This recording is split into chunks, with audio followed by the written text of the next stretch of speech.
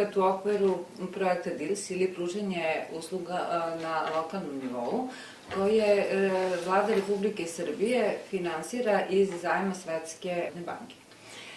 Taj projekat za nas je jako bitan jer su sredstva, mislim da je koleginici rekla koliko je za oko 1.250.000 dinara, što će nama omogućiti da obnovimo nešto od opreme koja nije skoro zanavljena.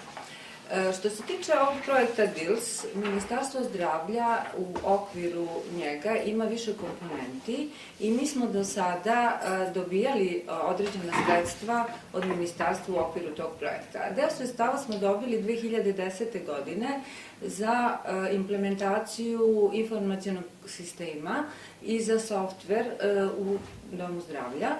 Prošle godine smo takođe dobili deo sredstava iz tog projekta za podršku procesa akreditacije Doma zdravlja. Znači, ovo je već treći put, da tako kažem, da mi učestvujemo u tom projektu Ministarstva zdravlja. Cilj ovog projekta jeste da se osnaži zdravstvena ustanova, kapaciteti zdravstvene ustanove i lokalne samouprave na očuvanju i unapređenju zdravlja stanovnika naše opštine i da se pacijent stavi na centralno mesto u zdravstvenom sistemu. Ja prvo želim da se zahvalim našim partnerima koji su uzeli učešće u izradi ovog projekta i u budućoj realizaciji. To je pre svega lokalna samouprava i naša partnerska organizacija Udruženje penzionera. Ja se zahvaljujem gospodinu Slobodanu Pantiću koji nam je izašao u susret i bit će nam dragocen spisak njegovih članova, dakle penzionera koji su najugroženiji u tom zdravstvenom smislu i koji iz više razloga nisu se redovno lečili, nisu posećivali lekara ili su zanemarivali svoju bolest. Što se tiče samog projekta, kao što je direktorka rekla, novac koji nama pripada je oko 11.000 eura, dakle 1.250.000 dinara. Naša obaveza je da taj novac iskoristimo po datom obrascu koji taj projekat podrazumeva.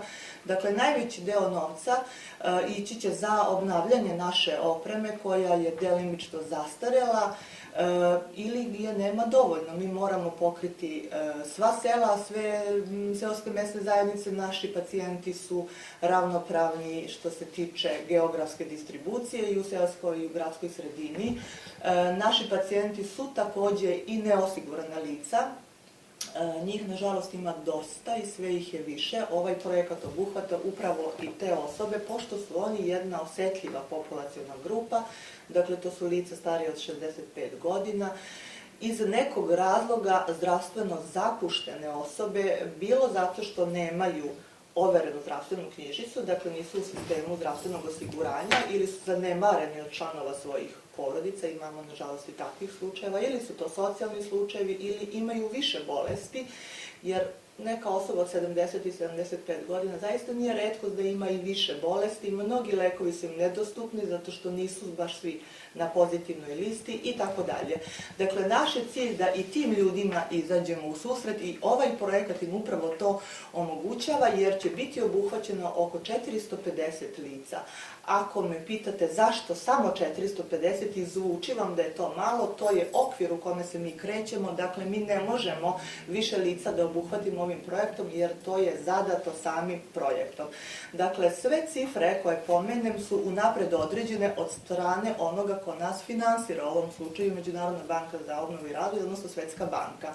450 lica možda zvuči da je malo, ali ako vi tim ljudima značajno pomognete, otkrijete neku novu bolest i palijativno ih zbrinete u smislu teških onkoloških pacijenata koji su u terminalnoj fazi i ne treba da trpe ni bolove i ne treba u nekakvim neljudskim uslovima da skončaju svoj život, nego ćemo mi to sve da podignemo na jedan viši nivo, dostojan čoveka, onda mislim da broj i nije toliko važan. Bitno je da ljudima koji su najugroženiji zaista pomognemo. Dakle, polovina ovih osoba bit će pregledana u svojim kućnim uslovima.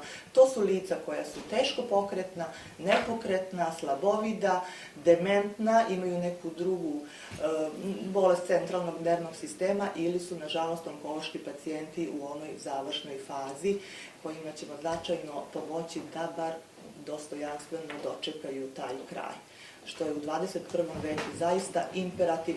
Niko od naših pacijenata ne sme da trpi bolove, ne sme da bude gladan, ne može da mu se kaže nema infuzija ili nemate pravo ili već ne znam šta, a da pritom zanemarimo da li uopšte ima zdravstvenu knjižicu. Dakle, taj novac je namenjen njima, ti lekovi, te tablete, te aparate, te instrumente, sve što ćemo kupiti za tih 11.000 eura je pre svega namenjeno njima, a kada se projekat završi, nakon 6 meseci, sva ta oprema ostaje naravno domu zdravlja i bit će na raspolaganju i svim drugim pacijentima. Tako da smo mi zaista srećni i ponosni što smo uspeli ovaj projekat da odradimo kako treba za relativno kratko vreme. Ja ću vam reći da je u Srbiji 150 domova zdravlja, ogroman broj je konkurisao, samo nas 22 doma zdravlja su dobili novac na osnovu ovog projekta i to je 13 domova zdravlja iz primarne zdravstvene zaštite, dakle neka od ovih ranjivih populacionih grupa, a 9 projekata je što se tiče stomatološke zdravstvene zaštite. Tako da je ovo, rekla bih, značajan uspeh i za lokalnu samoupravu i za naš dom zdravlja, tako da možemo svi da budemo zadovoljni, ponosni i naši pacijenti pre svega, nadam se.